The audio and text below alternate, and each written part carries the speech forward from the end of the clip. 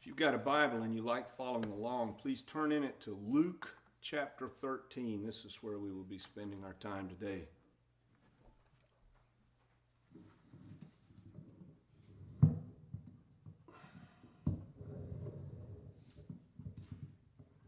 I look around this room and I see a bunch of really nice people, even Eddie.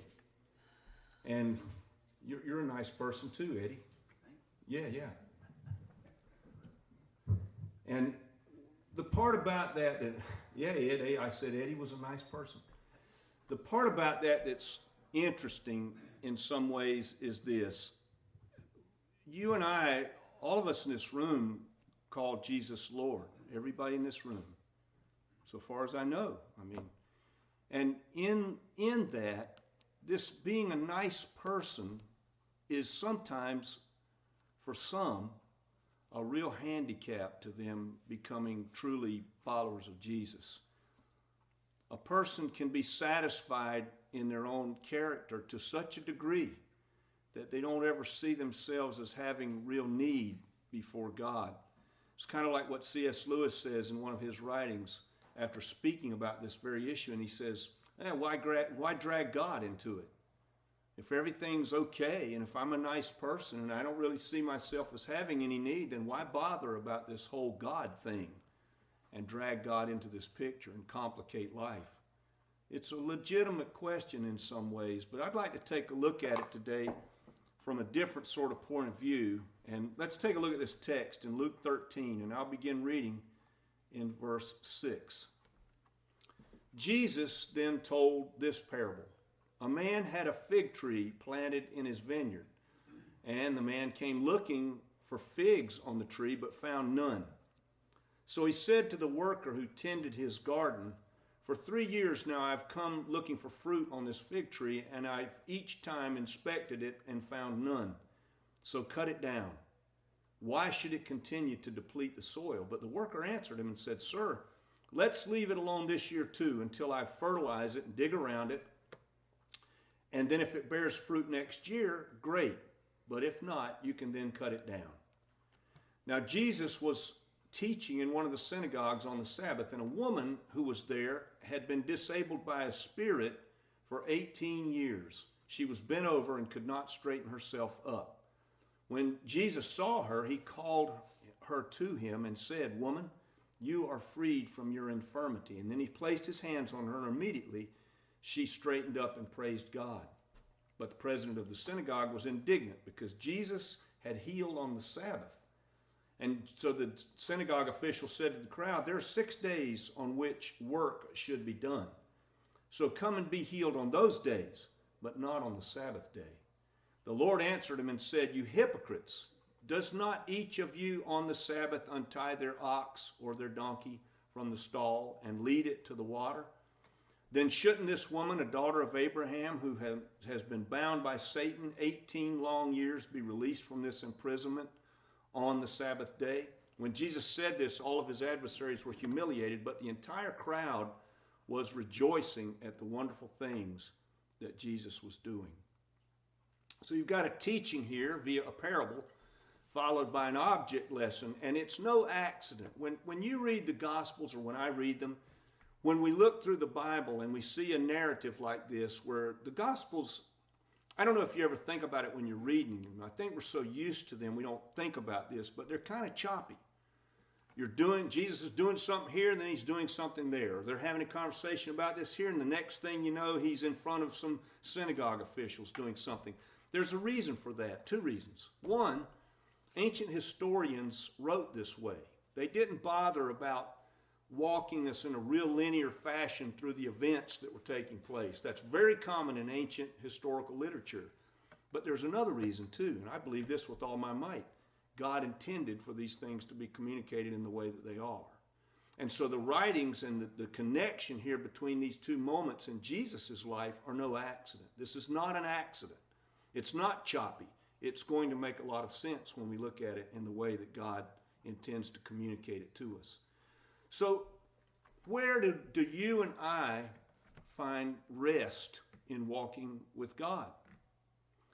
A lot of us unknown to ourselves sometimes, are reliant upon our natural goodness. And in some ways, we think ourselves, because we're naturally good, that somehow that's a better situation between us and God. The problem with this is, and I've known people like this, they're not concentrating on the fact that the only reason they have this natural goodness, and a lot of people do. I know a lot of people who are just naturally nice. That's a gift from God. It's not something that they developed or cultivated or earned necessarily. It's a gift. God gifts every person in this room, all of us, every human that's ever lived, with some natural predilections that we all just live with. Some of us are good at this, not good at that, good at these things, not good at other things. And some of those predilections can be, we're virtuous. I know lots of people who are very virtuous people who do not know Jesus at all. Don't care anything about it. Like Lewis says, why drag God into it? What's the point? Everything's going well for me. I'm a nice person. But you know, that is to look at ourselves in a very, very distorted way. Lucifer was once Lucifer, right? An archangel.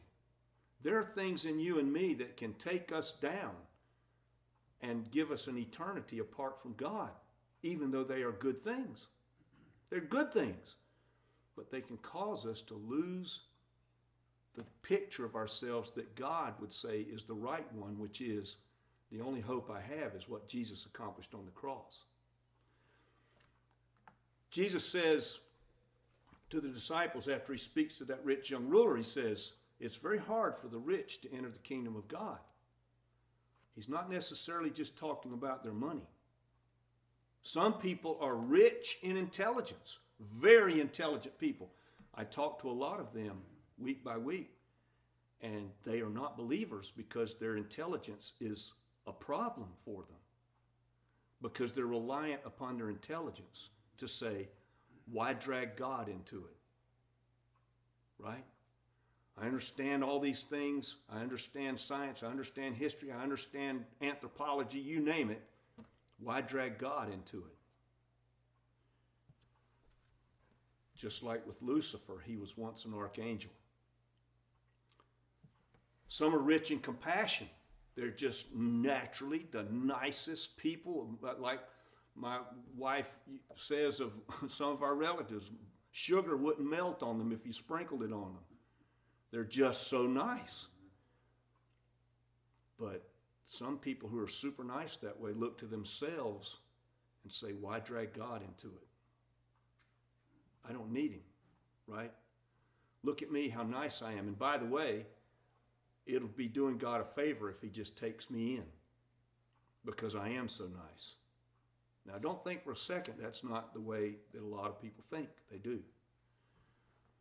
We're thinking of ourselves noteworthy in some instances for a God-given gift that we didn't do anything to get. A person who grows up, who's a great athlete, that predilection wasn't something necessarily they earned. Yes, they might have worked hard. Yes, they might have developed it. But the fact that they can do it at all is because God decided he would give them that gift. If you don't believe it, go to a nursing home and find somebody there in their 30s who's a quadriplegic from birth. What gifts do they have compared to that athlete?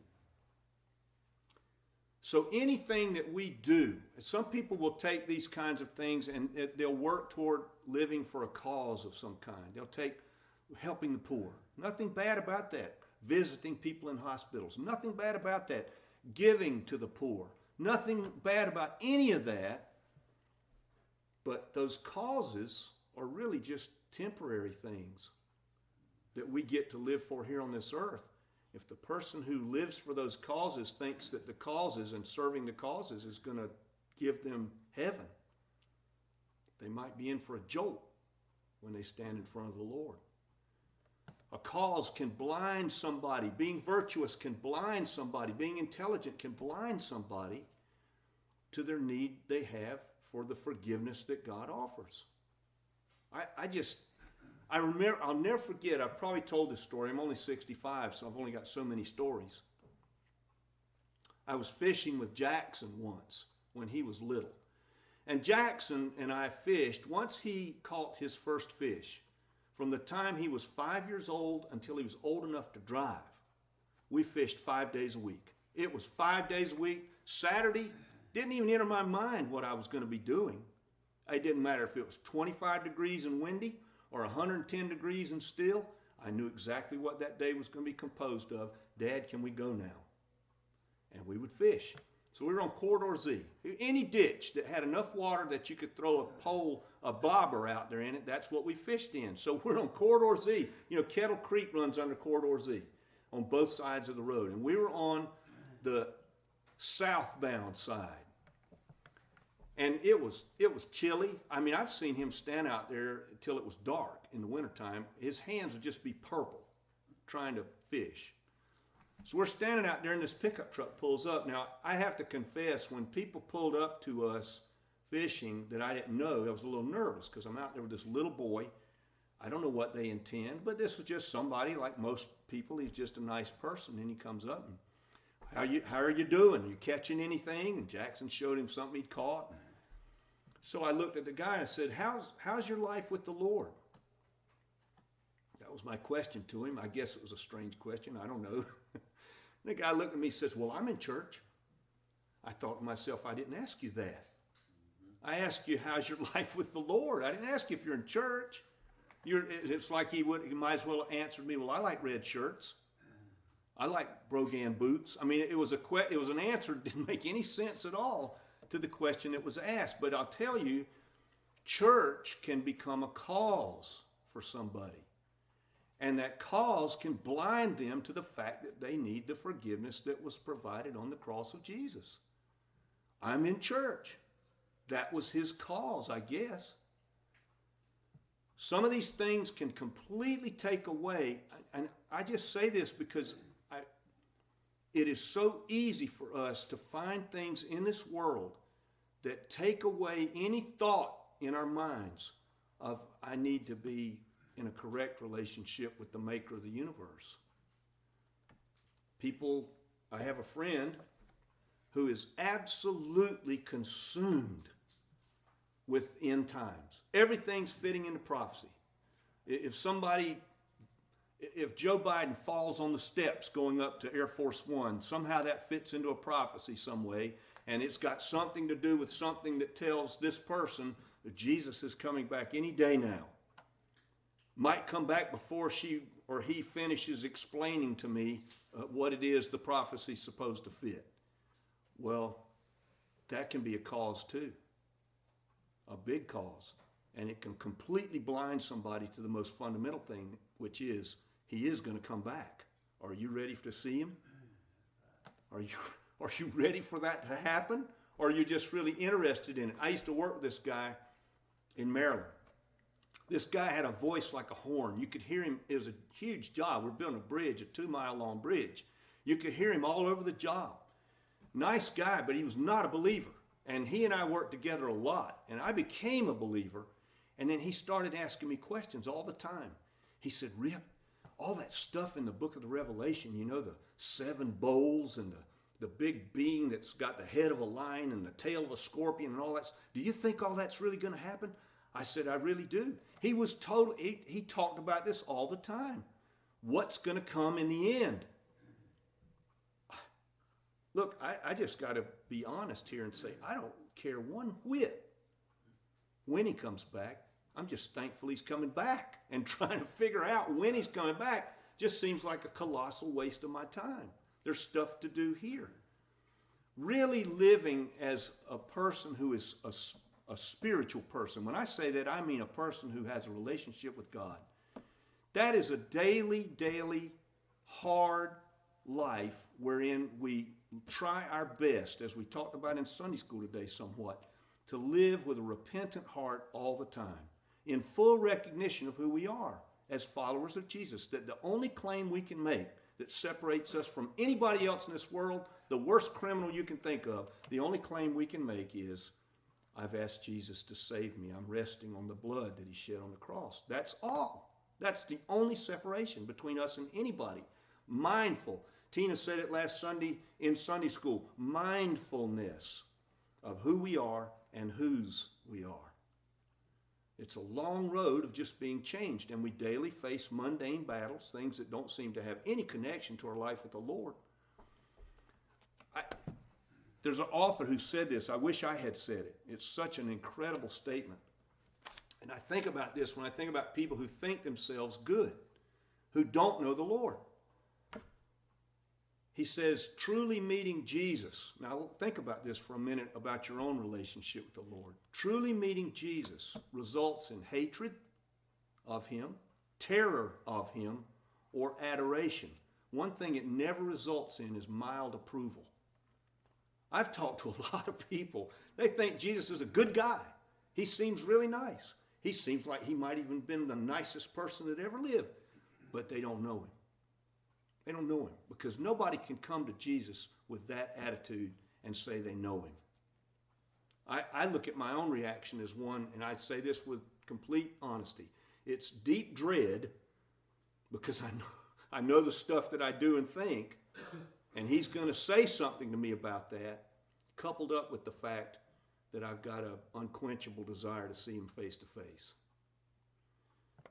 Church and church work can become a cause that we live for, and it can make us feel completely justified before God when there's no relationship with God there. Some of us who seem like to be the worst people, think of people that you know who are just ornery mules of people, filled with all kind of vice, nagged day and night, temptations all over the place that they easily fall into. Those are the kinds of people Jesus walked around with all the time. Those are the kinds of people that we're going to be standing next to when we go to heaven. There are going to be some surprises, I think. My aunt used to say that to me. Rip, you know, when we get to heaven, there are going to be a lot of surprises. I think she's exactly right. So where do we stand in this journey of walking with the Lord? How do we interpret the things that we encounter in this life as we move through this world? Jesus said this. He said, be perfect as your heavenly Father is perfect. Now that's a very hard saying. What does he mean by that? Well, the first thing is, if you don't read Greek, this is easily missed. Some of the modern translations get this right. Perfect there doesn't mean perfect like God. It means complete. It means complete. But let's take the word perfect and use that one because it's a little harder. What does it mean? If I'm getting this teaching from Jesus right, it means that we bear fruit of some kind. The fig tree didn't bear any fruit. So if we're going to bear fruit, what would that look like? Well, it seems to me that one of the best places it shows up is in the realm of forgiveness. You know, you and I walk through this world, and God forgives us, and I'm going to say he forgives the inexcusable in every one of us in this room. He does in me. Maybe not you, but me. He forgives the inexcusable. But it cost him a lot to do it. Salvation is free, right?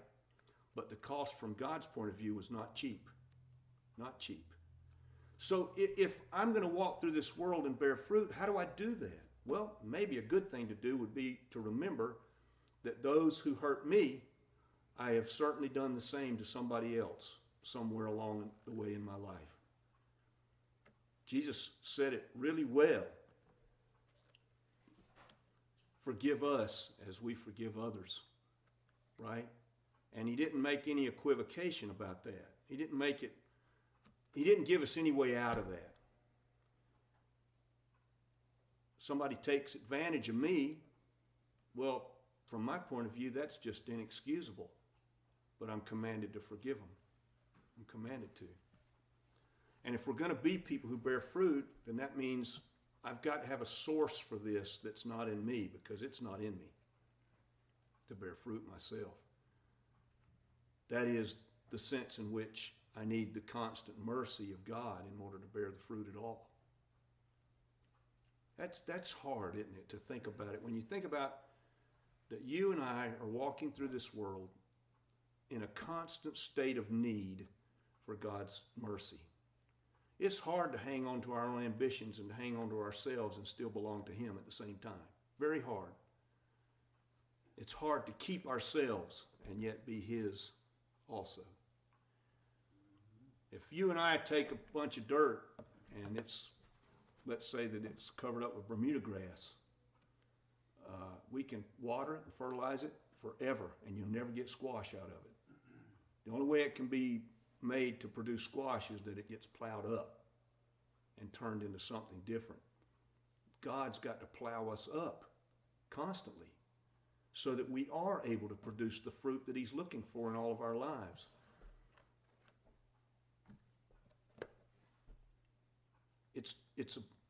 I don't know how else to express this. And I don't understand it. But you know, God allows us to come to him in the midst of who we are and in the midst of the wrongdoing, in the midst of the wrong thinking, in the whatever it is. And he welcomes that plea for mercy on the basis of the fact of what Jesus has done. He welcomes me back, as Lewis says, even though my coattails are smoldering with the flames of hell lighting them off. He welcomes me back, always, constantly. You know, God, there's a kind of love there that's hard to fathom. God made us because he wanted us. That's the only reason human beings exist. Angels and human beings they exist because God wanted them to be. And yet, when he made us, he knew that Lucifer had the possibility to fall and break his heart. He knew that we had the possibility to fall and to break his heart. God doesn't need us. He doesn't need anything for him to be complete in that word, perfect, complete.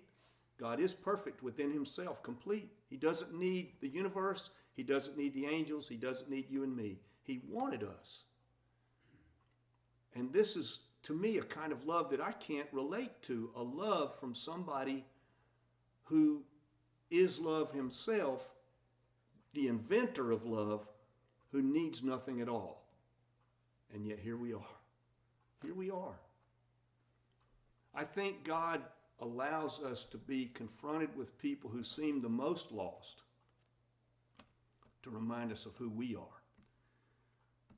There's a huge, we live in, the only way I know how to put it is in a kind of a perpetual journey that we will never arrive in. That we stand on this earth, many of us in this room, I'd say all of us, striving to be as godly as we possibly can in the moments of our living, yet knowing we're going to fail. We excuse ourselves along the journey a lot. I'm just so thankful God excuses me on the basis of the cross. C.S. Lewis said this about Pilate. Think about this for a minute.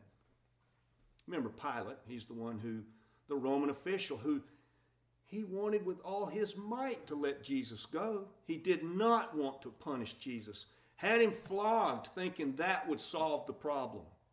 Look how badly he's beaten here, you people. I mean, surely now you can let him go. He's done nothing wrong. Nothing that I could accuse him of. Pilate was merciful to Jesus until it became risky to be merciful. Politically risky. And then he gave in. Now, I just wonder about myself, and I wonder about us as followers of Jesus. Are we like that? We're merciful until it really, really costs us something to be merciful. Every mercy we extend, everything we do, wherein we actually are living as followers of Jesus, is going to cost us something in our lives, period. That's the way it is. Salvation's free. Discipleship is costly. Maybe it's nothing more than a friend of ours thinks us a fool in the way in which we live. I remember when I became an elder the first time in Pennsylvania, in the church that we started there. All of us in the elder team were commanded, that's a silly word. We were told we should read this book that was given, a big fat book, little tiny font, tedious. I mean, if you needed a cure for insomnia, this book was it.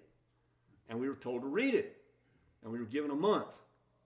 Well, I read some of it. I didn't read all of it. And I went to the elders' meetings and just Never said anything about it, behaving as though, oh yes, Rip, of course we assume Rip has read the book. Well, Rip never did finish reading the book. I was more concerned about the way people looked at me than whether or not I was living a life of integrity before the Lord. Now think about that for a minute. Sounds just like Eve, doesn't it? Right? Satan tells her, surely you'll not die. She believed it. Do we care more about approval, our friends' approval, than we care about how God sees us? You know what the fig tree was that Jesus came up to? It was a pretender. It was pretending to be a fig tree. It wasn't a real fig tree. There were no figs. Boy, when I think about life here on this earth, there are lots of folks who are pretending. The shame of it is, we can fool each other. But there's one of them who sees us that is not fooled at all. We can pretend all we want. He knows what's going on. I don't know where everybody is, but if there's anything I've said today that strikes you, you want to speak with me, pray with me, I'll stay here.